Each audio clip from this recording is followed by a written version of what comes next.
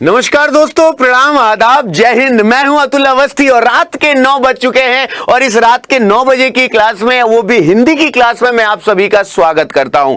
दोस्तों, जैसे रीजनिंग की क्लास में आप मैक्सिमम लोग जुड़ते हैं, हिंदी की क्लास में जुड़ते हैं, तो दोस्तों अब मेरी जो रिस्पॉन्सिबिलिटी है वो बहुत ज्यादा बढ़ गई है। तो जितने भी लोग यहाँ पे मेरी आवाज सुन रहे हैं, जल्दी से सबसे पहले सेशन को लाइक एंड शेयर ठोक दो। और आपको मेरे बारे में तो पता ही है, क्या पता है कि अतुल अवस्थी सर की जो क्लास चलती है भैया, यहाँ पे डुअल पैकेज मिलता है। मतलब क्या है, रीजनिंग की क्लास सबको पता है ना, जो रीजनिंग पढ़ाता हूं शाम को 6 बजे पढ़ाता हूं, और इस 6 बजे की क्लास में आज तो बहुत प्यार मिला आप लोगों को। और जो मेरी हिंदी की क्लास है, हिंदी जो मैं पढ़ाता हूं रात में 9 बजे पढ़ाता हूं, ये सभी को मेरी क्लास पता है। तो दोस्तों, जितने लोग मेरे साथ जुड़े हैं, आप सभी का एक बार मैं अतुल अवस्थी तहे दिल से स्वागत करता हूं।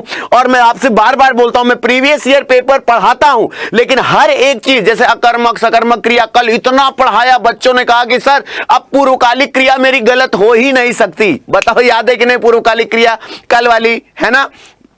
मैं खाना खा के आता हूं, मतलब एक क्रिया खत्म हुई, दूसरी शुरू हुई, पूर्वकालिक क्रिया, और इससे क्वेश्चन बनते ही बनते हैं। तो चलो फिर देर नहीं करते हैं, आज देखते हैं कि कैसे कैसे क्वेश्चंस आप लोगों के लिए लेकर आया हूं। तो जल्दी से सेशन लाइक एंड शेयर ठोको और बताओ कि आज के सेशन की शुरुआत करें। सभी लोग एक बार मिलकर बोलो बिल्कुल वैसे ही कि सर आज के सेशन की शुरुआत करते हैं। चलें आज के सेशन की शुरुआत करें। और दोस्तों, आज के सेशन की शुरुआत करने से पहले मैं बता दूं, कामयाबी बैच सबको पता है कि नहीं? कामयाबी सबको पता है, और इस कामयाबी बैच में रीजनिंग और हिंदी आपको दोनों मिलेगी, लेकिन अब 498 में नहीं, याद रखना, अब ये आपको मिलेगी 397 में। बिल्कुल हाँ, अब ये इसका 100 रुपए मैंने और कम करवा दिया। मतलब 498 बच्चे कह रहे थे सर 100 रुपए और थोड़ा सा कम करवा दीजिए, और कम करवा दीजिए, तो तुम लोगों के लिए कुछ भी हाजिर है भैया, 397 करवा दिया, ठीक है ना? तो यहाँ पे रीजनिंग और हिंदी दोनों मेरा पेड बैच मिल जाएगा। और अगर केवल हिंदी पढ़ना चाहते हो तो उसके लिए ज्ञान गंगा बैच है, जो कि 298 रुपए का है। तो तुम यहाँ पे केवल हिंदी 298 में परचेस कर सकते हो। Y272 ये मेरा कोड है। तो चलो, ये तो भाई बात हो गई कि जहां पे हम रेगुलर चैप्टर वाइज कंटेंट के थ्रू बात करेंगे, लेकिन आज के सेशन की शुरुआत ही कुछ ताबड़तोड़ होनी चाहिए, क्योंकि दोस्तों आज इस ज्ञान गंगा की क्लास में, आज जो हम लोग हिंदी की क्लास में रात 9 बजे जुड़े हुए हैं, तो आओ देखते हैं कि आज कैसे कैसे क्वेश्चन मैं लेकर आया हूं। तो चलें शुरुआत करें। फिर से लिख दो एक बार कि सर चलिए शुरुआत करते हैं। तो आज का पहला क्वेश्चन ये रहा दोस्तों, ये तो पहला क्वेश्चन रहा नहीं, पहला क्वेश्चन ये रहा। ये तो एक सिलेबस है, जहां पे इस सिलेबस में याद रखना, ये सारा वो सिलेबस है जहां पे जो भी मैंने पेड बैच बनाया है, उसमें ये टॉपिक मैं कवर करूंगा। 298 रुपए में राजा बना दूंगा। चलो दोस्तों, आज का पहला क्वेश्चन, जल्दी से सोचो तुम होगे इसका क्या जवाब दोगे। बेटा जी लगातार देखते रहो, लगातार क्वेश्चन सॉल्व करते रहो, सब कुछ क्लियर होगा। जल्दी से सोचो। अब जरा सोचो, वर्तनी की दृष्टि से इनमें से अशुद्ध क्या है? 21 सेकंड प्रॉपर समय है, जल्दी से सोच के देखो। शाबाश, बहुत ही शानदार, बहुत ही शानदार। मैं एक बार देख लूं मेरे साथ कितने लोग जुड़ चुके हैं। बिल्कुल शुभम, यहाँ पे रविंद्र गुप्ता, पीके, पलक शुक्ला, सोनू महतो, संदीप मिश्रा, कृष्णा, राधे, शालू, राज, सभी जुड़ चुके हैं। अब जरा मेरी बात समझना, यानी तुम मुझसे मजाक कर रहे थे। यानी शब्द एकदम सही है कि यानी तुम मुझसे मजाक कर रहे थे, ये वाला यानी है जो बोलते ना, मतलब तुम मुझे बेवकूफ समझते हो, यानी तुम मुझे बेवकूफ समझते हो, तो वो यानी होता है। यानी जैसा कोई शब्द नहीं होता, वो यानी होता है, जो कि पहले सही लिखा है आगे गलत लिखा है। सूची बिल्कुल सही है। शुष्क मतलब होता है सूखा हुआ, मतलब जिसमें शुष्क होता है ना, जैसे नाम से ही पता है कि जो थोड़ा सा सूखा हुआ चीजें होती है, ठीक है ना? तो ये बात बिल्कुल सही। चलो आगे आओ। एक ही शब्द की वर्तनी 4 तरह से लिखी गई है, सही चयन बताओ, कहां पे सही लिखा है? 10 सेकंड में टाइमर बंद कर दूंगा। लेकिन याद रखना, मैं बार बार कहता हूं, जितने भी लोग जुड़ रहे हो, इस तरीके के क्वेश्चन की रेगुलर प्रैक्टिस शुरू कर दो। तुम बोलोगे अतुल सर केवल प्रैक्टिस से ही मेरा पेपर सही हो गया। सुनो, इसलिए 12 सेकंड में बंद कर रहा हूं टाइमर कि उसने बोला कि क्या है, तो पहले इसको बोलो। इसको जितना बोलोगे, याद रखना, जितना बोलोगे उतना क्लियर हो जाएगा। बोले सर मतलब ये ऊपर ही लिखित नहीं होता, याद रखना, ये पहली बात तो गलत है। होता क्या है कि ऊपर लिखा हुआ है, जाके पढ़ लो। बोलते हैं ना, जैसे मान लो हम तुमसे कह रहे हैं कि कोई भी चीज ऊपर लिखी है, तो उसने बोला ऊपर ही लिखित होता है। क्या होता है? ऊपर ही लिखित होता है, तो उसे ऊपर ही लिखित कहते हैं। ऊपर लिखित नहीं कहते, उपलिखित नहीं कहते। और याद रखना आज के बाद बेटा जी, ऊपरी होता है, ये नहीं बोलना कि सर ऊपरी लिखित होता है। तो ये बात याद रखना, ऊपरी लिखित होता है। और ये जितने मैं क्वेश्चन आपको करा रहा हूं, मैं 1000% लेता हूं कि एग्जाम में यही कॉपी पेस्ट होगा। जो कह दोगे सर हार जाऊंगा। जल्दी से सोचो। शाबाश, बहुत ही शानदार, बहुत ही शानदार। हिंदी किस भाषा परिवार की भाषा है? जल्दी से बताओ। ये तो पुराना सवाल है। हिंदी किस भाषा परिवार की भाषा है वो चीनी या तिब्बती है, द्रविड़ है, भारोपी है या ऑस्ट्रिक है, ठीक है ना। ऑस्ट्रिक की तो कोरुकू कोई भाषा होती है, ठीक है, लेकिन चीनी तिब्बती तो है नहीं। बोले नहीं सर। अब द्रविड़ और भारोपीय, भारत में बोली जाने वाली दो भाषा है, द्रविड़ और भारोपीय। और ये द्रविड़ कहां बोली जाती है? ये साउथ इंडिया में तेलुगु, मलयालम, कन्नड़, ये जो बोली जाती है इसे द्रविड़ भाषा कहते हैं। मतलब जो लोग जानते हैं, मैंने बोला कि नोट्स वाली अगर रीजनिंग पढ़नी है तो वो सिर्फ रोज नोट्स वाली हिंदी वो सिर्फ रात में 9 बजे मिलती है। और मैं बार बार बोलो, केवल इतने से ही काम नहीं चलेगा। उसने बोला कि यहां पे तो कन्नड़, मलयालम और जो नीचे साउथ में बोली जाती है उसे द्रविड़ भाषा कहते हैं। और जो भारोपीय भाषा की बात करें तो याद रखना, हिंदी किस भाषा परिवार की भाषा है? वो भारोपीय परिवार की भाषा है। किस परिवार की भाषा है? और यहां पे ऑस्ट्रिक की बात करें तो उसमें कोरुकू नाम की भाषा बोली जाती है, कोरुकू नाम की भाषा बोली जाती है, ठीक है ना। चीनी तिब्बती होगा नहीं। अब जरा सुनना, हिंदी भारत यूरोपीय भाषा परिवार अर्थात भारोपीय भाषा परिवार की एक भाषा है। इतने में ही काम नहीं चलेगा, इतने में ही काम नहीं चलेगा। इतना और देखेंगे कि अगर पूछेगा कि सभी भाषा समूह में भारोपीय भाषा परिवार का सबसे बड़ा परिवार है, यानी बोलेगा कि भाषा परिवार का सबसे बड़ा परिवार कौन सा है, तो भी याद रखना भारोपीय भाषा पे क्लिक करोगे। याद रखना एग्जाम में अगर ऐसा क्वेश्चन बनता है तो कम से कम ये याद रखना कि अगर भाषा परिवार की सबसे बड़ा परिवार अगर पूछा जाए, भाषा परिवार का सबसे बड़ा परिवार पूछा जाए तो वो भारोपीय भाषा है। ये बात याद रखना। आगे, इस भाषा समूह में अंग्रेजी, प्राचीन भाषा, पंजाबी, जर्मन, हिंदी और उसी भाषाओं में आती है। ये बात हमेशा याद रखना कि ये जो मैं बातें लिखवा रहा हूं, जब भी मैं जो नोट्स लिखवाता हूं उससे रिलेटेड जितने क्वेश्चन बनते हैं वो सारे प्रश्न हम यहां पे खत्म करेंगे। बोलो बात सही है कि नहीं? शाबाश। और ये देखो, संपूर्ण विश्व में लगभग आधे लोग इस भाषा को बोलते हैं। तो हमारे लिए ये भाषा तो मैंने इंफॉर्मेशन है, ये इंफॉर्मेशन है, लेकिन ये सबसे ज्यादा नोट्स है कि अगर आपसे पूछता है कि भारोपीय भाषा परिवार में सबसे बड़ा परिवार कौन सा है, तो याद रखना कि अगर हम बोले कि भाषा परिवार का सबसे बड़ा परिवार जो है वो भारोपीय भाषा है। बोलो याद रहेगा सभी को? चलो आगे चलते हैं। बेटा जी, अब आप लोगों ने चैप्टर वाइज डेटा की डिमांड की है, तो मैंने ये सोचा है कि मान लो ऐसे कर लेते हैं। 3 दिन आपको मैं चैप्टर पढ़ाऊंगा, मंडे, ट्यूसडे, वेडनेसडे। इस दिन मैं पढ़ाऊंगा चैप्टर, ठीक है ना, इस दिन पढ़ाऊंगा चैप्टर। और फिर अगर मैं देखूंगा कि थर्सडे, फ्राइडे और सैटरडे क्या पढ़ाऊंगा? एमसीक्यू। तो याद रखना ये सारी चीजें मैं यहां पढ़ाऊंगा, लेकिन और डीप नॉलेज अगर लेनी है तो उसके लिए आपको ज्ञान गंगा बैच ज्वाइन करना पड़ेगा। अब जल्दी से सोचो, गोदान, पंचरत्न, गमन, और यार देखो यार ये चीजें तो तुमको पता है, मुंशी प्रेमचंद ये तो बचपन से सुनते आ रहे हो, गोदान, गमन ये तो सुनते आ रहे हो, ठीक है ना।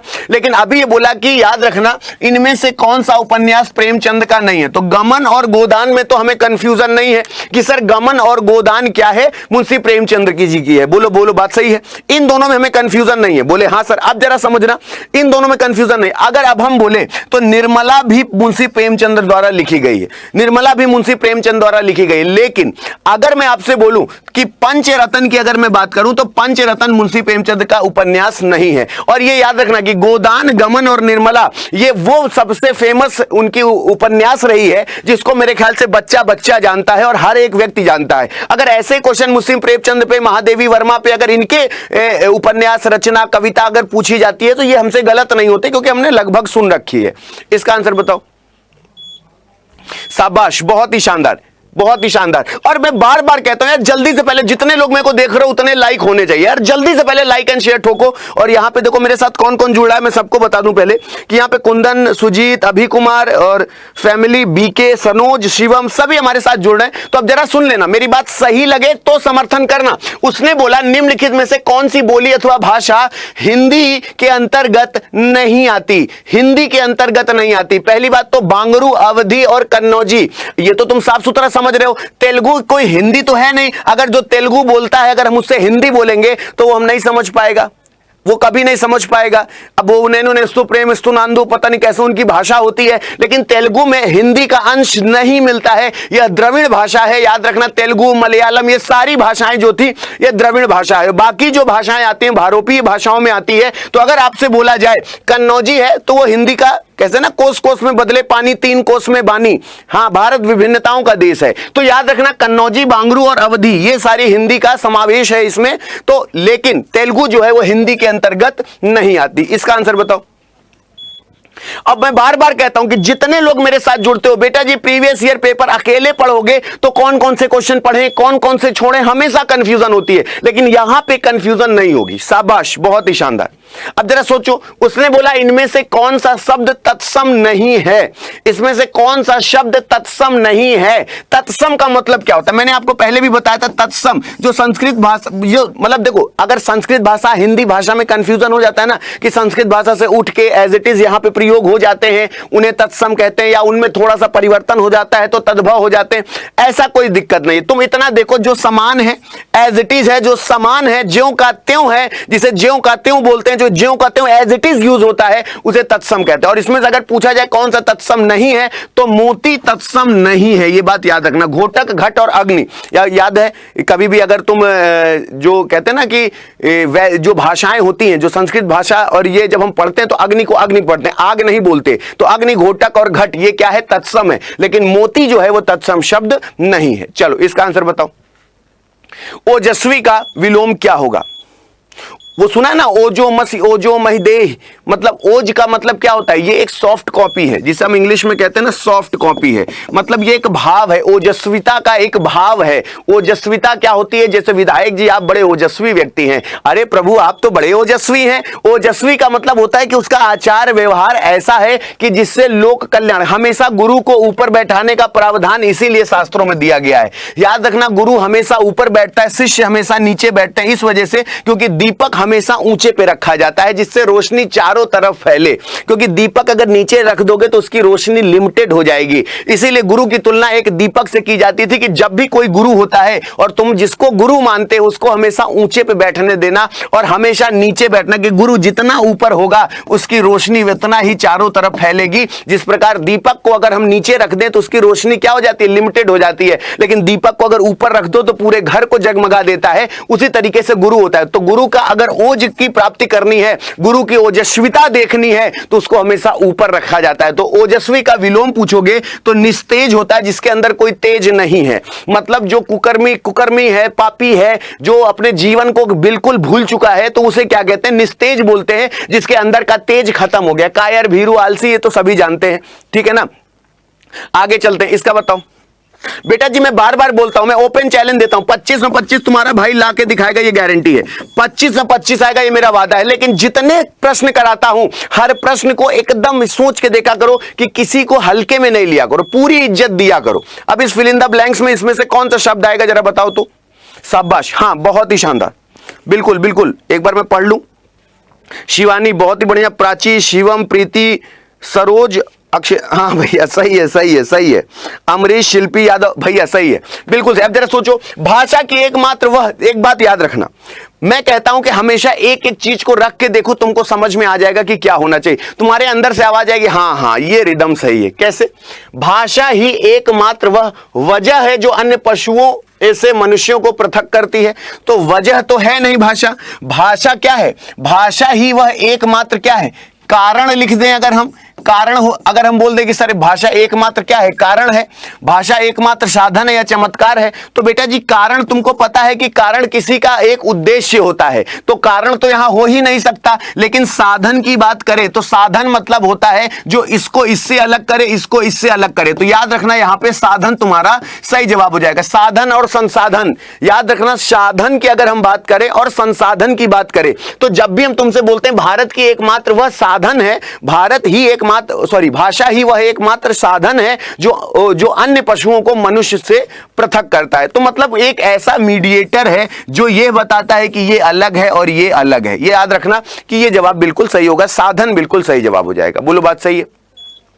इसका आंसर बताओ। यार देखो, अब तुम लोग अगर टॉपिक की हमेशा डिमांड करते हो तो मैं टॉपिक वाइज पढ़ा दूंगा, तुम कोई दिक्कत नहीं, लेकिन हमसे बतियाया करो। हम ये बोल रहे हैं, कोई शिकवा अगर हो, शिकायत अगर हो, हमसे कहा करो, कमेंट बॉक्स में लिखा करो, बताओ कि तुम हमसे क्या चाहते हो, ठीक है ना। अब जल्दी से सोचो, अगर हम तुमसे बोले कि भारतीय क्रिकेट टीम के समक्ष टेस्ट श्रृंखला में क्या कर दिए, क्या टेक दिए, क्या टेक दिए, सिर टेक दिए नहीं, कंधे टेक दिए नहीं, माथा टेक दिए नहीं, ये घुटने टेक दिए, एक ऐसा शब्द है जो देशज टाइप में लगता है, जो लगभग चलायमान है। देखो देशज और विदेशज जैसी चीजें जब तुमको समझाई जाती है तो तुमको लगता है कि अतुल सर ये देशज विदेशज हमको समझ में नहीं आता। बेटा जी हमेशा याद रखना, देशज और विदेशज अगर तुमसे कभी भी कोई पढ़ाए तुमको को, तो ये नहीं उसके प्रोफेशनल भाषा के चक्कर में नहीं पड़ना। हमने कह दिया क्या यहाँ पे लपर लपर कर रहे हो जी, तो लपर लपर कर रहे हो यार, क्या बकैती कर रहे हो, यानी कुछ ऐसी भाषा जो चलायमान है, जो बोली भाषा का एक चलन, एक रिदम का प्रतीक है ना। तो अब जैसे मान लो कि हम एक ताल होती है, जैसे अब किसी ताल को हम ऐसे कह दिए धागे न तिनक धिन, तो ये एक प्रोफेशनल चीज हो गई। लेकिन अगर इसी को किसी म्यूजिशियन से पूछोगे तो धागे न तिनक धिन को ही वो क्या बोलेगा, धिंग धिंगा चिक धिंगा, धिंग धिंगा चिक धिंगा। अब इसी चीज को धिंग धिंगा चिक धिंगा, ये क्या है, वो तो बोल का एक पैटर्न है। मतलब कि ये धागे न तिनक धिंग ये कोई बोल नहीं है, लेकिन याद रखना इसको जो मॉड्यूलेट कर दिया जाता है, अपने हिसाब से परिवर्तित कर दिया जाता है, देशज है। और विदेशज जैसे डॉक्टर, इंजीनियर, ये सब है, इसे विदेशज कहते हैं जब हिंदी में डॉक्टर लिखते हैं। तो याद रखना भारतीयों ने घुटने टेक दिए, ये बात हमेशा याद रखना, पूछा जाता है। बहुत ही शानदार। तद्भव तत्सम देशज विदेशज, ये सब बहुत बड़ी चीज थोड़ी ना है, लेकिन तुम लोग इतना ज्यादा हुआ बना लेते हो कि सर हमसे हो नहीं रहा। अब उसने करुण का विलोम पूछा, 11 सेकंड में टाइमर बंद। क्यों बंद? क्योंकि करुण का विलोम अगर हम बोले तो करुण मतलब होता है दयावान, जिसके अंदर दया हो, ममता हो, दूसरों को देख के दिल पिघल रहा हो। तो याद रखना अगर बोले करुण का विलोम बताओ, तो याद रखना करुण का विलोम क्या होता है, निष्ठुर होता है। क्या होता है? निष्ठुर होता है। ठीक है। अगर अब आप हमसे पूछे कुपित का मतलब क्या होता है, तो क्रोध करने वाला। अच्छा, मैं इसको लिख क्यों देता हूं, क्योंकि कभी कभी जब मैं चीजों को एक्सप्लेन करता हूं तो सामान्य भाषा में करता हूं, और तुम लोग हमेशा गूगल सर्च करते हो, और तुमको अगर यह लगे कि सर पर्टिकुलर कुपित का मेरे को मतलब नहीं पता है, तो मैं क्या करता हूं, इसे लिख देता हूं, ताकि विद्यार्थी ये ना कहे कि मेरे को कुपित का मतलब नहीं पता। कुपित मतलब होता है जो क्रोध करता है। शीलवान का मतलब होता है नम्रता। कहते हैं ना बड़े शीलवान व्यक्ति हैं यार, जब भी मिलते हैं बड़े मोहब्बत से मिलते हैं, तो उसे शीलवान कहते हैं। ठीक है ना। और कृतज्ञ का मतलब होता है एहसान फरामोश, मतलब कि जो किसी के एहसान को नहीं मानता उसे कहते हैं एहसान फरामोश। लेकिन करुण का अगर हम बोले तो याद रखना निष्ठुर उसका विलोम हो जाएगा। जल्दी से बताओ, हिंदी भाषा का जन्म हुआ, हिंदी भाषा का जन्म हुआ, 21 सेकंड है तुम्हारे पास, जल्दी से बताओ।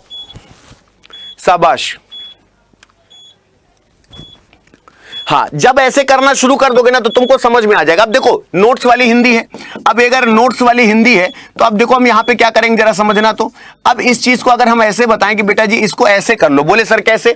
अगर मैंने कहा कि हिंदी भाषा का जन्म हुआ, तो हिंदी भाषा का जन्म अपभ्रंश से हुआ, ये दुनिया जानती है, अपभ्रंश से हुआ दुनिया जानती है। लेकिन रिदम क्या है, पहले संस्कृत आई, संस्कृत के बाद पाली आई, पाली के बाद प्राकृत आई, प्राकृत के बाद अपभ्रंश आई, अपभ्रंश से क्या निकली, हिंदी निकली। और ये याद रखना 1500 ईसा पूर्व से 500 ईसा पूर्व संस्कृत रही, 500 ईसा पूर्व से 1 ईसा पूर्व पाली रही, 1 ईस्वी से 500 ईस्वी तक प्राकृत रही, और 500 ईस्वी से 1000 ईस्वी तक अपभ्रंश रही, और 1000 ईस्वी से अब तक जो चल रही है वो हिंदी चल रही है। तो ये बात याद रखना, मैं हमेशा बोलता हूं कि अगर मैं इतना बोल के निकल जाऊं कि बेटा हिंदी भाषा का जन्म अपभ्रंश से हुआ, तो मन में कहीं ना कहीं ख्याल आता है कि अतुल सर, हमने कहा भैया बताओ, बोले कि सर और थोड़ा सा इसमें बताइए ना, हमें जानने की इच्छा है। तो आज के बाद क्या जानोगे, संस्कृत के बाद पाली आई, पाली के बाद प्राकृत आई, प्राकृत के बाद अपभ्रंश आई, अपभ्रंश के बाद हिंदी आई। बीच में और भी मॉडिफिकेशन हुए, लेकिन ये मेजर मॉडिफिकेशन थे जो तुम्हारे सामने थे, और हिंदी तुम्हारे सामने आ गई। बोलो बात सही है?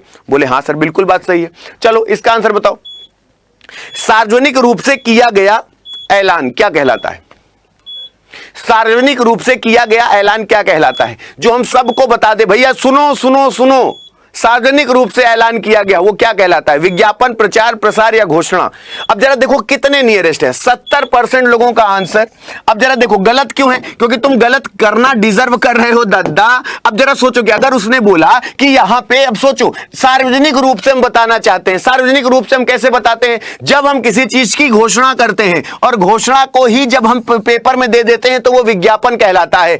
इसी घोषणा पत्र को जब हम किसी पेपर में दे देते हैं तो वो हमारा प्रचार प्रसार कहलाता है। तो ये प्रचार प्रसार एक दूसरे के क्या है, पूरक शब्द हैं। तो ये बात हमेशा याद रखना कि सार्वजनिक रूप से जब किसी बात का ऐलान किया जाता है तो घोषणा कर दी जाती है। हर एक पार्टी का अपना एक घोषणा पत्र होता है। जब भी किसी राजनीतिक पार्टी की बात करोगे, सबका एक घोषणा पत्र होता है। यह घोषणा पत्र जब पेपर में छपने लगता है तो उसे हम विज्ञापन कह देते हैं। यही घोषणा पत्र जब गली मोहल्ले में पंपलेट के रूप में छपने लगता है तो उसे प्रचार प्रसार कह देते हैं। इसी घोषणा पत्र की जानकारी जब घर घर दी जाती है तो उसे हम प्रचार प्रसार कह देते हैं। यानी याद रखना घोषणा बिल्कुल सही जवाब होगा। अब ये पता कैसे चलेगा? जब हम रेगुलर इस चीज को सुनेंगे तो ना पता चलेगा। अब जल्दी से सोचो जवाब क्या होगा। किसी बात या तथ्य को गलत ठहराना, कि नहीं आप गलत कह रहे, मैं इस बात से सहमत नहीं हूं, इसको आप क्या बोलेंगे? बेटा जी सही लगे तो समर्थन करना। क्या अतुल अवस्थी सर सही कह रहे? सोच समझ के जवाब देना।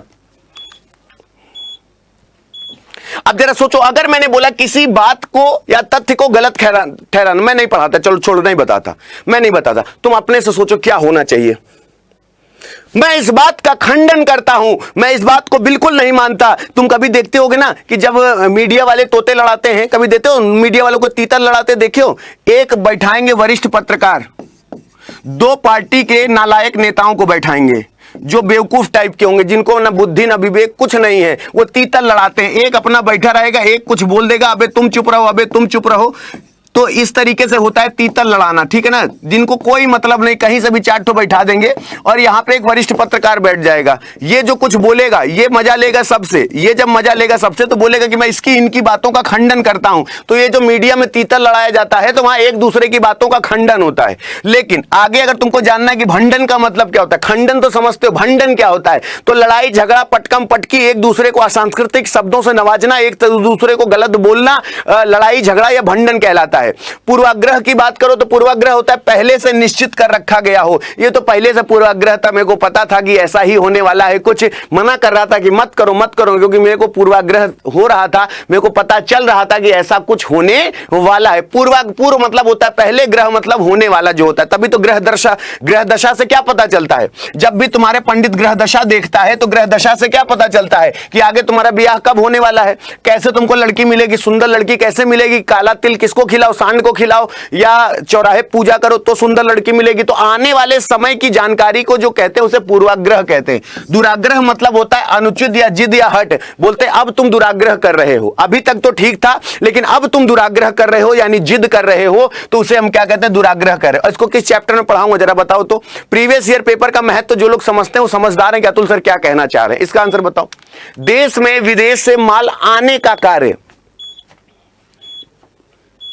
बहुत ही शानदार। अब ये 11 सेकंड में मैं बंद कर दूंगा, टेंशन नहीं लेना, क्योंकि जब हम बाहर देखो आने का कार्य, जब हम यहां से भेजते हैं तो इसे कहते हैं निर्यात करना। क्या करते हैं, निर्यात करते हैं, कि हम निर्यात कर रहे हैं। और जब यहां से इधर की ओर मंगाते हैं तो इसे हम कहते हैं आयात कर रहे हैं। क्या कर रहे हैं, आयात कर रहे हैं। तो ये बात याद रखना, तो ये यहां पे गलत हो जाएगा। प्रत्यागमन का मतलब होता है वापस आना, प्रत्यागमन का मतलब होता है रिवर्स आना। प्रत्यागमन वीडियो देखियो जो आज का रिवर्स वीडियो होता है, जैसे मान लो कि मैंने इस रिमोट को ऐसे उछाल दिया, इस रिमोट को ऐसे उछाल दिया, अब ऐसे उछाल दिया, जो रिवर्स कोई वीडियो चलाएगा ना देखेगा कि ऐसे गया पलट के तब मेरे हाथ में आया, बोलेगा अतुल सर ये कैसा किया आपने। मैंने कहा ये तो कमाल है इस दवा का ऐसे आता था ना कि मैं एनर्जेटिक हो चुका हूं, मैं कुछ भी कर सकता हूं। तो ये चीजें जो होता है ना, प्रत्यागमन मतलब वापस आना, रिवर्स चीजें जो होती है, आगमन का मतलब होता है आना। तो याद रखना यहां आयात बिल्कुल सही जवाब हो जाएगा। जब हम यहां से किसी चीज को भेजते हैं तो निर्यात होता है और यहां से जब कोई आता है तो आयात होता है। बोलो बात सही है। अपने अपने अजनबी उपन्यास के लेखक कौन थे, अब जरा देखना, मैं बता दे रहा हूं आगे आए तो। अपने अपने अजनबी, बेटा जी ये आज का सबसे वेरी मोस्ट इंपॉर्टेंट है। जितने लोग जानते हो ठीक है, नहीं जानते तो आज अतुल सर की क्लास से सीख के जाओ कि अगर आपसे बोला जाए अपने अपने अजनबी उपन्यास के लेखक, ये बात याद रखना कि यहां पे अज्ञेय 90% लोग जानते हैं। अगर मैं पूछ लूं कि अज्ञेय का पूरा नाम क्या है तो आधे मर जाएंगे। और ये सवाल एक बार नहीं 50 बार पूछा गया होगा कि अज्ञेय का पूरा नाम क्या है। तो याद रखना सच्चिदानंद हीरानंद वात्स्यायन था जिन्हें हम अज्ञेय के नाम से जानते हैं। याद रखना कि आज के बाद मैं बार बार कह रहा हूं कि अगर आपसे पूछा जाए, ये बहुत कॉमन सवाल है, ये बीएड में भी एंट्रेंस एग्जाम में कई बार पूछा जा चुका है कि जब भी आपसे ये पूछा जाता है कि अज्ञेय का पूरा नाम क्या है, तो अज्ञेय का पूरा नाम सच्चिदानंद हीरानंद वात्स्यायन था जिन्हें हम अज्ञेय के नाम से जानते हैं। तो याद रखना अपने अपने अजनबी कथासार एवं पात्र परिचय जो था वो किसका था, अज्ञेय का था। ये बात याद रखना, ठीक है ना। चलो जीव शब्द का पर्यायवाची बताओ। याद रखना जब भी कोई ऐड बनता है ना, टीवी में ऐड देखियो, ऐड देखियो, फिनाइल का ऐड देखियो, ऐसे पोछा मारता है तो एक कीड़ा बचा रहता है। आपने कभी फिनाइल का ऐड देखा ना, ऐसे पोछा मारेगा एक कीड़ा बचा रहेगा। बोले हाँ सर हाँ वो देखे होंगे। पेप्सोडेंट का ऐड देखो, मंजनों का जो ऐड आता है ऐसे मारेगा एक कीड़ा बचा रहेगा। मेरे को आज तक समझ में नहीं आया वो एक कीड़ा क्यों बचा रहता है। मतलब ये भाई कैटरीना जब वो माजा का ऐड करती है, तुम लोग कैटरीना के अलावा किसी को देखबे नहीं करते हो। वो जब भी ऐसे जिस हिसाब से वो माजा पीती है, भगवान मालिक है और लड़के इसीलिए माजा पी पी के बर्बाद हो गए हैं। तो अगर हम बोले जीभ का क्या होगा तो याद रखना, तुमने रसना पिया है? रसना का पहले, मैं तो जब छोटा था तो जब भी किसी के घर जाओ ना तो लोग गर्मी में रसना पिलाते थे। रसना को जीभ कहते हैं, याद रखना। रसते, जहां से स्वाद लिया जा सके, याद रखना। रस का मतलब होता है आस्वादन करना, स्वाद लेना। तो रसना, वाणी और रसज्ञा, गिरा, ये सब क्या है? जीभ के पर्यायवाची है, ये बात याद रखना। अगर हमने कहा जीभ को क्या कहते हैं, इंपॉर्टेंट है बेटा जी, मैं बार बार कह रहा हूं, एग्जाम में आएगा तो तुम खुद बोलोगे कि अतुल सर आप सही कह रहे थे।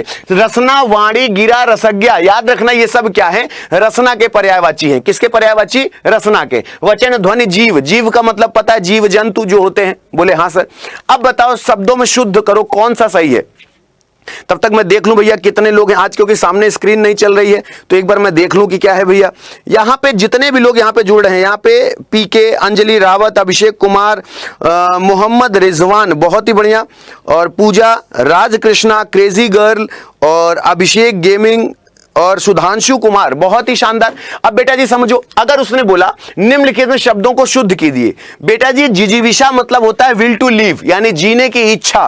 कहते हैं कि द पेशेंट की जब हम बात करते हैं ना, जो बीमार है, तो कहते हैं विल टू लिव, उसके जीने की इच्छा, तो उसे कहते हैं जिजीविषा। क्या कहते हैं? जिजीविषा, जहां पे छोटा जा होता है।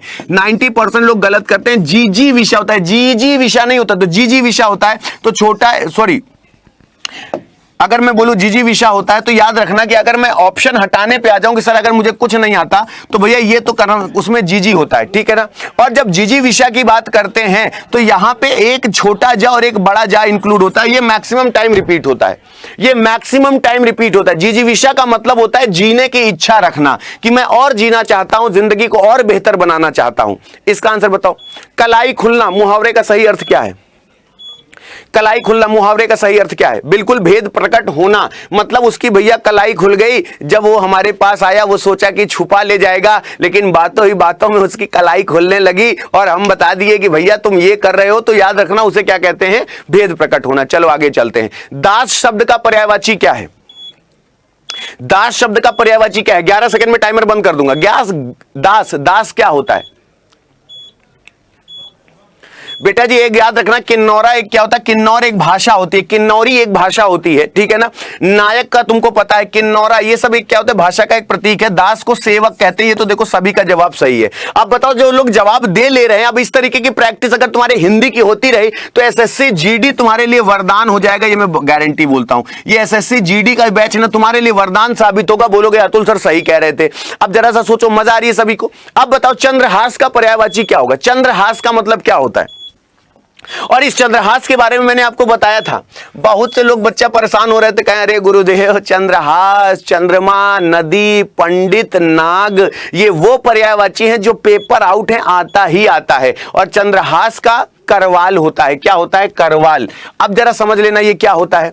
चंद्रहास जो होता है, जो हम करवाल बोलते हैं ना, ये मैं आपसे इसलिए बोलता हूं ना कि इस तरीके के पर्यायवाची अगर आप नहीं देखोगे, चांदनी, पक्षी और मनमथ, ये मैंने आपको पढ़ाया है। कल ही का वीडियो देख लो, ये कल के वीडियो में ही पढ़ाया था। और जितने भी लोग मेरे साथ यहां पे जुड़ते हैं, मैं बार बार कहता हूं कि रेगुलर वीडियो नहीं देखोगे तो ये चीजें हम हमेशा तुम्हारे साथ मिस होती रहेंगी। तो मैं बार बार कहता हूं ये चीजें जितना ज्यादा प्रयास कर लोगे उतना समझ में आ जाएगा। अभी इसका आंसर बताओ, इनमें महादेवी जी की रचना कौन सी नहीं है? याद रखना, देखो गलत हमारे साथ यही होता है बेटा जी, बस इसके अलावा और कुछ नहीं होता। इनमें से महादेवी वर्मा जी की रचना कौन सी नहीं है? अगर हम कहें तो पंचरत्न जो है वो महादेवी जी की नहीं है। अगर जानना चाहते हो महादेवी जी की रचनाएं तो मैं बता दूं, क्योंकि महादेवी जी वेरी मोस्ट इंपॉर्टेंट है। और कोई भी एग्जाम हो, याद रखना महादेवी जी वर्मा का जरूर 1000% है कि तुमसे पूछेगा तो पूछेगा। अब जरा समझ लेना, अगर तुमसे पूछा जाए, महादेवी जी ने गद्य और पद्य दोनों ही रचनाएं की हैं जिन्हें निम्नलिखित रूपों में देखा जा सकता है। याद रखना, निहार उन्होंने सन 1930 में लिखी थी, रश्मि सन 1932 में थी, नीरजा सन 1934 में थी, और संध्या गीत सन 1936 में थी, यामा सन 1940 में थी, और फिर दीपशिखा सन 1942 में थी। तुमने एक बात देखा कि ये महादेवी वर्मा जी ने क्या किया, 30 के बाद 32 किया, 32 के बाद 34 किया, 34 के बाद 36, 36 के बाद 40, मतलब इस तरीके का गैप लेती गई। 2 साल का, 4 साल का, कहते हैं ना 2-4 साल के गैप में ये काम हो जाएगा। तो 2-4 साल के गैप में जिन्होंने अपनी पत्रिकाएं या अपना गद्य पद्य जो लिखा वो कौन थी? महादेवी वर्मा जी थी। और ये भी याद रखना कि यहां पे निहार, रश्मि, नीरजा, संध्या गीत, यामा, दीपशिखा, आधुनिक कवि तथा संदनी जैसी चीजें ये किसकी थी? ये महादेवी वर्मा जी की थी। मैं नहीं कहता कि तुम तुरंत बात कर लो, मैं नहीं कहता कि तुरंत सबको याद हो जाएगा, लेकिन स्क्रीनशॉट ले लो ताकि इसको रिपीट कर सको। इसका स्क्रीनशॉट ले लो ताकि इसको रिपीट कर सको। ये है महादेवी वर्मा, देख लेते हो तो चीजें ज्यादा विजुअलाइज हो जाती हैं।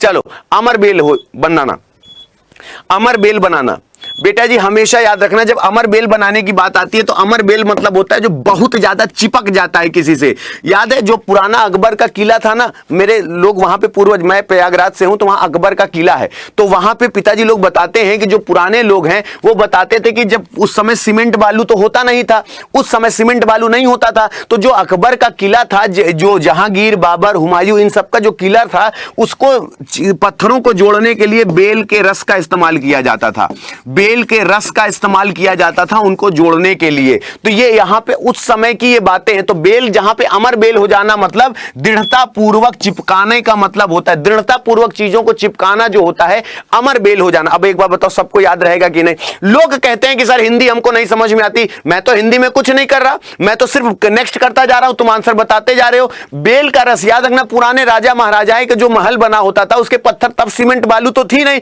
तो कैसे जोड़ते थे? उन सबको बेल के रस से जोड़ते थे। तो याद रखना वहां बेल का रस इस्तेमाल होता था। तो दृढ़ता पूर्वक जुड़ना या चिपकाना होता है, क्या होता है? अमर बेल हो जाना। बोलो बात सही है?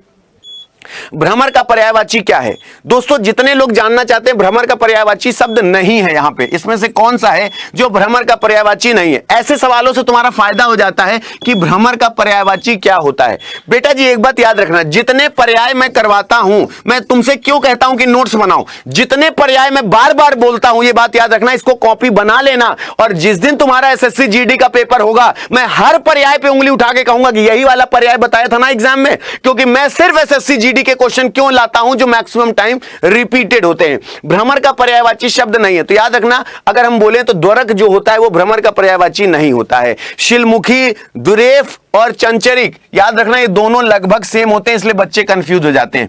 द्विरद जो होता है वो शेर को कहते हैं, सिंह को कहते हैं। यानी द्विरद के बारे में पूछेंगे तो जो हाथी को मार डालता है, मतलब जिसमें हाथी को मार डालने की क्षमता या औकात होती है, जो हाथी को मार सकता है, उस सिंह या शेर को द्विरद कहते हैं। लेकिन चंचरिक, सिलीमुखी और द्वरेफ जो होता है, यानी ये सभी क्या है? भंवरे के पर्यायवाची हैं, भ्रमर के पर्यायवाची हैं। लेकिन ये याद रखना, भंवरा, भृंग, मिलिंद, मधुप, मधुकर, चंचरिक, सिलीमुख, अली और भंवरा, ये बात याद रखना, ये भ्रमर के पर्यायवाची हैं। ये पूछा जाता है, मैक्सिमम टाइम पूछा जाता है, मैं बार बार कह रहा हूं, इसलिए इसको रिपीट कर लो। इसका आंसर बताओ।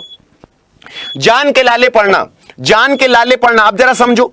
अगर मैंने बेटा जी पूछा जान के लाले पढ़ना, सावधान होना, दिन रात परिश्रम करना, संकट में पड़ना, मांग बहुत बढ़ जाना। बेटा जी स्वाभाविक सी बात है भाई, उस समय गए गाड़ी से अपने पप्पू के अपने मेरा दोस्त पप्पू है उसके घर के पास गए, भाई कुत्ता दौड़ा लिया मेरे भाई कुत्ता दौड़ाया नहीं कि मेरे जान के लाले पड़ गए, मतलब जान के लाले पड़ गए कि अगर रुक जाते तो नोच लेता, पक्का नोच लेता। तो ये बात याद रखना, जान के लाले पड़ना का मतलब होता है संकट में पड़ जाना।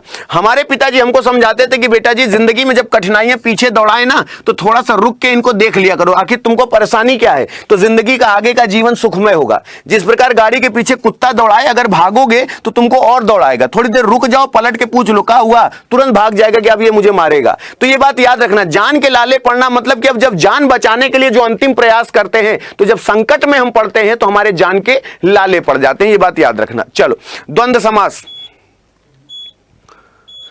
इसमें से द्वंद्व समास क्या है? मैंने क्या बोला था?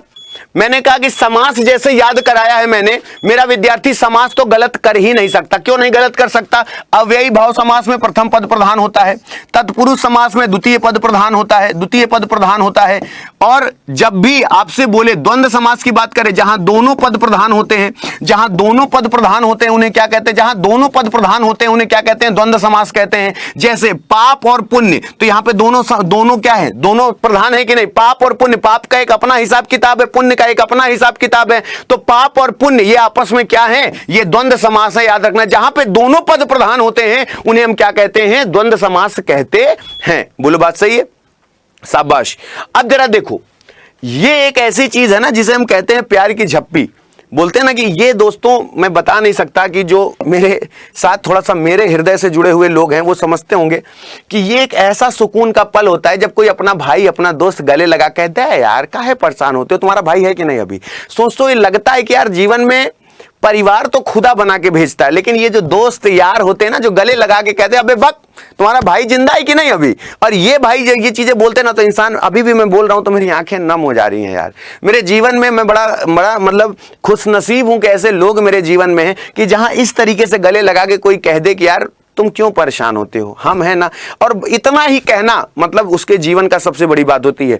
अनुग्रहित करना मतलब समझते हो क्या होता है? अनुग्रहित करना मतलब कि ये अनुग्रहित वो भाव है जो मन से भाव निकलता है कि हम तुमसे, जैसे पढ़ाने में क्या होता है मैं अनुग्रहित रहता हूं, मतलब जब पढ़ाता हूं ना तो ये मेरे जीवन का सबसे सबसे सबसे अच्छा काम मैं करता हूं, जो मैं मतलब मैं मेरे दिल से मेरी जो आवाज निकलती है वो मैं पढ़ा के करता हूं, तो अनुग्रहित होता है। याद रखना जब हम इसकी बात करते हैं तो ये अनुग्रहित होता है, अनुग्रहित नहीं होता है, ये अनुग्रहित होता है। तो याद रखना ये ग्रह नहीं होता, इसमें और इसमें फर्क होता है। तो ये अनुग्रहित होता है जब हम किसी से मिलके क्या होते हैं, अनुग्रहित हो जाते हैं कि यार मेरा भाई मिल गया। बोलो बात सही है। रसोई घर, रसोई घर कौन सा समास है?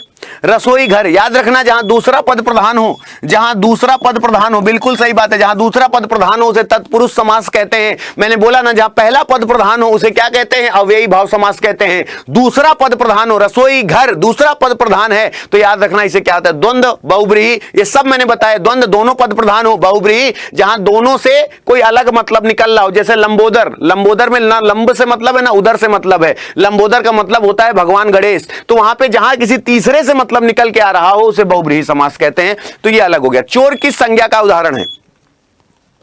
याद रखना चोर जातिवाचक संज्ञा है, चाहे मोबाइल चोर हो, चाहे डायमंड चोर हो, चाहे विजय माल्या हो, ये सब चोर हैं। तो चोर क्या है? जातिवाचक संज्ञा, जहां किसी प्रकार की जाति का, जैसे मनुष्यता क्या है? एक भाव है। मनुष्यता क्या है? एक भाव है, ठीक है ना। और नारित्व तो क्या है? एक भाव है। नारित्व तो क्या एक भाव है। समूह क्या है? जैसे झुंड। समूह क्या है? जैसे सेना। समूह क्या है? जैसे जनता। ये क्या है? समूह है। व्यक्तिवाचक क्या है? जैसे बबलू, मुन्नू, पिंटू, पप्पू, हीरा, राजा, करेजा, मतलब पर्टिकुलर नाम है तो उसे व्यक्तिवाचक संज्ञा कहते हैं। बोलो बात सही है। चलो यथारुचि में कौन सा समास है? यथारुचि में कौन सा समास है? जल्दी से बताओ बेटा जी। ये मैंने आपको बताया यथारुचि में अव्ययी भाव समास है, क्योंकि जितनी जैसी हमारी इच्छा, बोलते हैं ना कि जैसे यजमान यथाशक्ति, जैसे बोलते हैं ना यथाशक्ति तथा भक्ति, यथाशक्ति तथा भक्ति, सुने हो कि नहीं?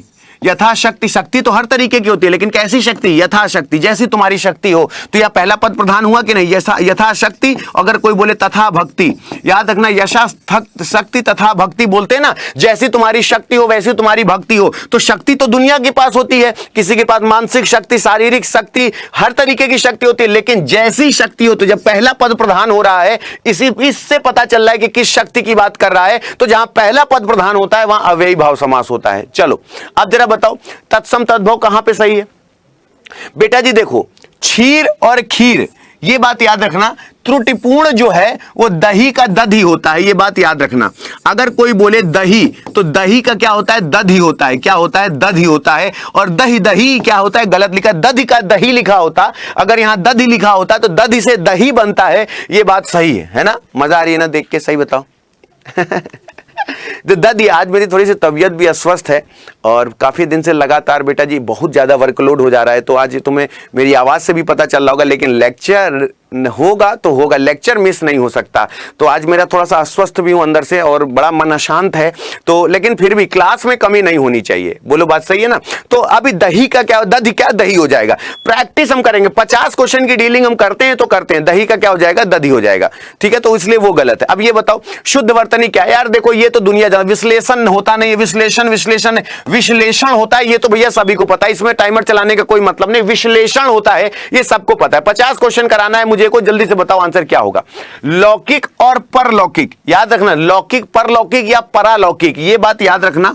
लौकिक है अगर लिखा है, लौकिक मतलब क्या होता है, जिसमें चमक होती है, जिसमें शाइनिंग होती है, लौकिक चमकदार। और इसे क्या कहते हैं, परालौकिक कहते हैं, इसे परालौकिक कहते हैं, याद रखना, या परलौकिक कहते हैं, ये तुमको जानना चाहिए। तो ये याद रखना कि जब भी हम कहते हैं तो ना परा होता है ना पार होता है, ये बात हमेशा याद रखना। और बेटा जी पता नहीं तुम इस बात की इंपॉर्टेंस समझो ना समझो, एग्जामिनेशन में तुमसे मैं 150 क्वेश्चन करा दूं, लेकिन ये छोटी छोटी गलतियां अगर कराना तुम सही करना नहीं सीखोगे ना तो गलत हो जाएगा। तुम नोट करके लिख लो, ये सारे क्या है ना, ये सारे है ना, जिसे हम बोलते हैं ना कि निम्नतम अपवाद है। अब देखो तुमने लौकिक को परालौकिक सुना होगा, तुमने यहां पे परालौकिक सुना होगा, तुमने परलौकिक सुना होगा, ये चीजें सुनते हो तुम, बोलते समय कभी कभी मुंह से ये प्रोनाउंसिएट होता है कि सर ये चीजें होती हैं, लेकिन याद रखना ना परा ना पर, ये पारलौकिक होता है, ये बात याद रखना। ये एग्जाम में सबसे ज्यादा पूछा जाता है, क्योंकि ये कठिन नहीं है, ये कंफ्यूजिंग है, ये कठिन नहीं है, ये संदेहात्मक है, जहां पे निर्णय निकल ही नहीं सकता। भ्रम होता तो हम सही कर लेते कि हाँ चलो भ्रमवश हम सही कर लिए, ये संदेह है, मतलब कि जहां सारी बिच्चे नारी है कि नारी बिच्चे सारी है, और सारी ही कि नारी ही कि नारी ही कि सारी है, मतलब रिजल्ट तक तुम पहुंच ही नहीं सकते हो कि साड़ी के बीच नारी है कि नारी की ही साड़ी है। तो याद रखना इसे पारलौकिक कहते हैं, परा या परलौकिक नहीं कहते हैं, और ये एग्जाम में पूछता है। अब जल्दी से सोचो, मैंने दूध पिया किस प्रकार का वाक्य है बेटा जी? हम कह रहे हैं टाइमर मैंने चला के अपराध किया कि नहीं किया? बहुत बड़ा अपराध किया। इट्स जस्ट 6 सेकंड का क्वेश्चन है कि बेटा जी मैंने दूध पिया, किसी को आज्ञा दी गई? बोले नहीं सर, मैंने दूध पिया, इसमें कोई प्रश्न पूछा गया कि तुमने दूध क्यों पिया, तुमने दूध कहां से पिया, तुमने दूध कैसे पिया? नहीं, बिल्कुल नहीं है। मैंने दूध नहीं पिया, निषेधात्मक है, नहीं है, तो भाई नहीं का तो शब्द कहीं इस्तेमाल नहीं हो, बचा क्या? विधानवाचक। और कहते हो मुझे हिंदी नहीं आती, तो ये गलत बात है कि नहीं है? सारे के सारे लोग जवाब दे रहे हो भाई, नहीं है नहीं, प्रश्न पूछ नहीं रहा, आज्ञा दे नहीं रहा, बचा क्या? विधान हो गया, बिल्कुल सही जवाब है। आगे चलो, इनमें से कौन सा उपन्यास अज्ञेय का, अज्ञेय का अभी पूरा नाम बताया है? हाँ बिल्कुल सही बात है। अब याद रखना कि जब हम बात करें कि मुंशी प्रेमचंद ने करबला लिखी थी, ये करबला इनकी दूरदर्शन पे आती भी थी, ये जब करबला तुमने देखा होगा, ये करबला मुंशी प्रेमचंद ने लिखी थी। अब मुंशी प्रेमचंद को देख लोगे तो तुमको ज्यादा क्लियर हो जाएगा। मछली मरी हुई, ये थी राजकमल चौधरी जी की। मछली जो मरी हुई है ये थी राजकमल चौधरी जी की। और राग दरबारी की बात करें तो ये राग दरबारी श्रीलाल शुक्ला जी ने लिखी थी। अब मैं अगर ये बता देता है, अब देखो अतुल अवस्थी सर की क्लास में फायदा क्या है, श्रीलाल शुक्ला जी जिन्होंने बड़ी अपूर्ण चीजें हमें दे के गए, ऐसी चीजें दे के गए, एक अपूर्ण निधि, जो एक ऐसी चीज जिसको मैं हम कभी ये नहीं कह सकते कि हमारे जीवन में ये हमारे लिए परिपूर्ण है, इनकी कमी हमेशा हमें महसूस होगी। ये हमारे वो हैं कि जी हम इन्हें हमेशा जीवन भर चाहते हैं कि हमारे साथ रहें, क्योंकि यही हमारे समाज को, देश को, काल को प्रगति की ओर अग्रसित करते हैं। तो ये इनको देखो, ये ऐसे दिखते थे श्रीलाल शुक्ल, तुम यहां पे देखो राजकमल चौधरी ऐसे दिखते थे, मुंशी प्रेमचंद्र को तो तुमने बहुत देखा है। तो ये चीजें जितना देखोगे तो नदी के जो द्वीप थे वो अज्ञेय का लिखा हुआ था। बोलो बात सही है? तो ये सारी चीजें जब हम देखेंगे तो तुमको समझ में आएगा कि अतुल सर सही कह रहे थे। कौन सा शब्द भाववाचक संज्ञा नहीं है? कौन सा भाववाचक संज्ञा नहीं है?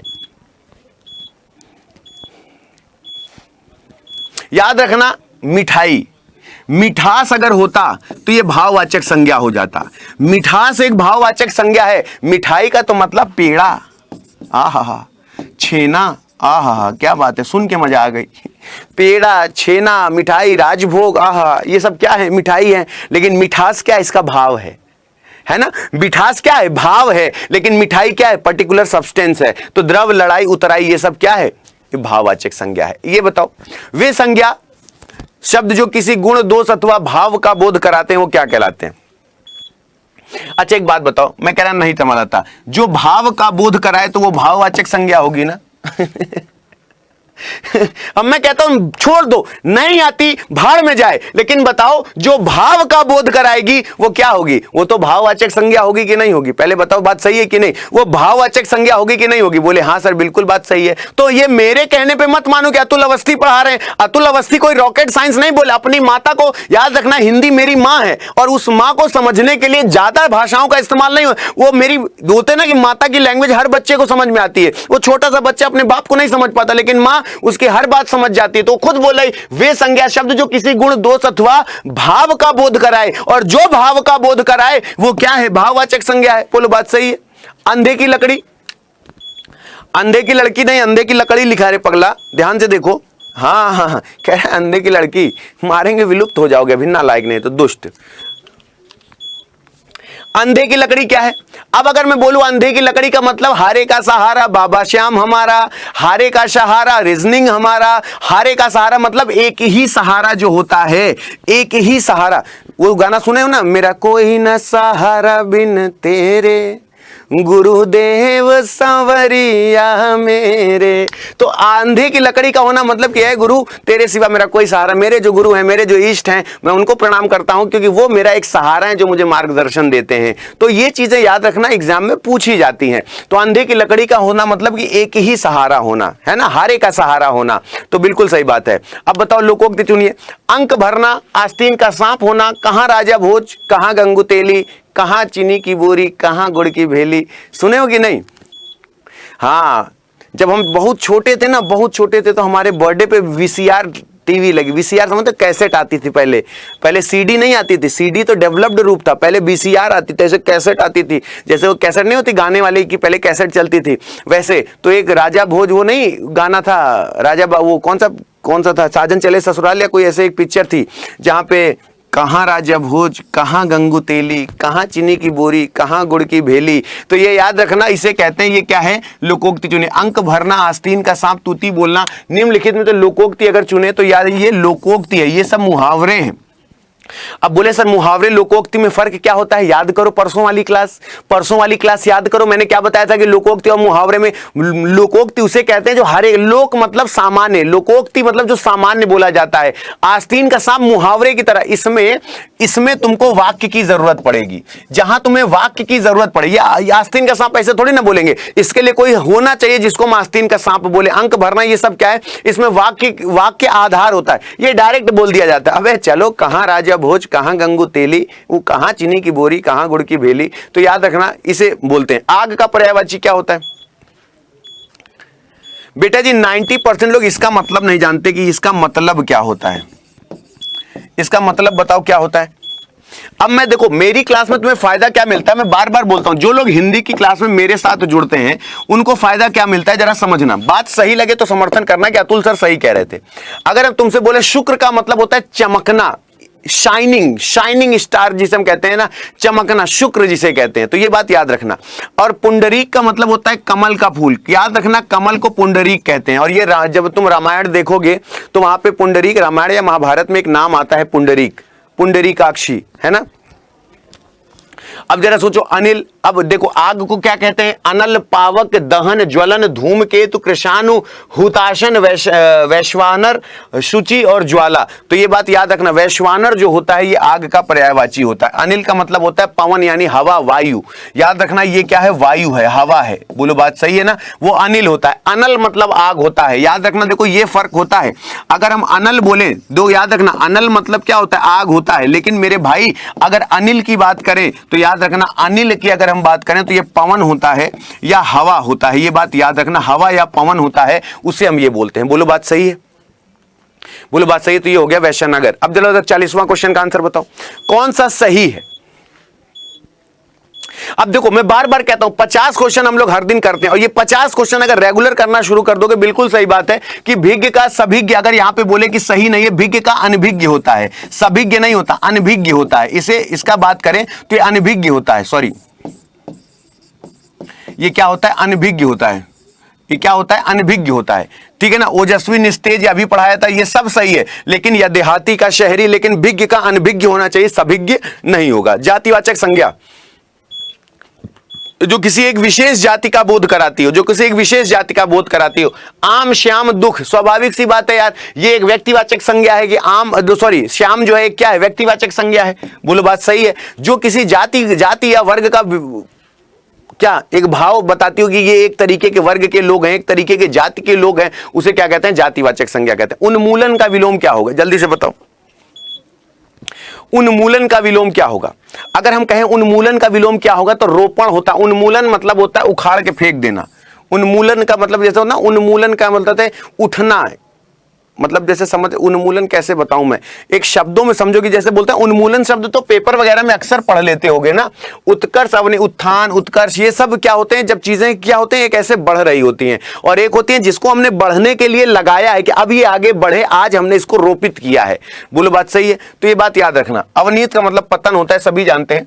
और ये आज का HW है, जो तुम मुझे कमेंट बॉक्स में बताओगे कि आंसर क्या होगा। आज मैं थोड़ा सा अस्वस्थ रहा, लेकिन फिर भी तुम्हारे साथ क्लास में जुड़ा रहा, मेरे को बड़ा अच्छा लगा, और thank you so much for your love and support कि सभी आज भी मेरे साथ जुड़े रहे। थोड़ा सा ऊर्जा में आपको कमी लगी होगी कि कल से मेरी थोड़ी सी तबीयत बड़ी नासाज है। आज सुबह भी उठा तो बिल्कुल हिम्मत नहीं थी कि मैं पढ़ाऊं, लेकिन फिर भी 9 बजे रात में भी सेशन होता है, तो मैंने कहा पढ़ाऊंगा तो जरूर, चाहे जो हो। थोड़ा सा आज ऊर्जा की कमी है, तो उसके लिए मैं आप सभी से क्षमा प्रार्थी हूं। लेकिन आज की क्लास आपको कैसी लगी कमेंट बॉक्स में मेंशन जरूर करना कि आज थोड़ा अस्वस्थ होने पर भी आज मैं आपको संतुष्ट कर पाया कि नहीं, और अगर किसी संतुष्टता में अगर किसी तरीके की कोई कमी होगी तो उसके लिए मैं क्षमा प्रार्थी हूं।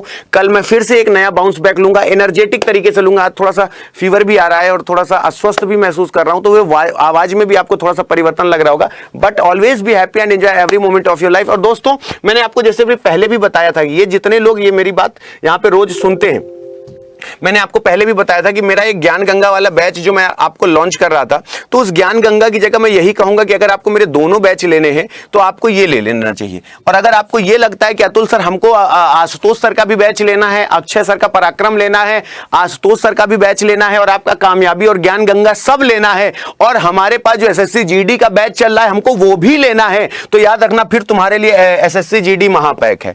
दोस्तों, SSC GD महापैक एक ऐसी चीज है ना जो तुम्हारे लिए सबसे बेहतरीन है।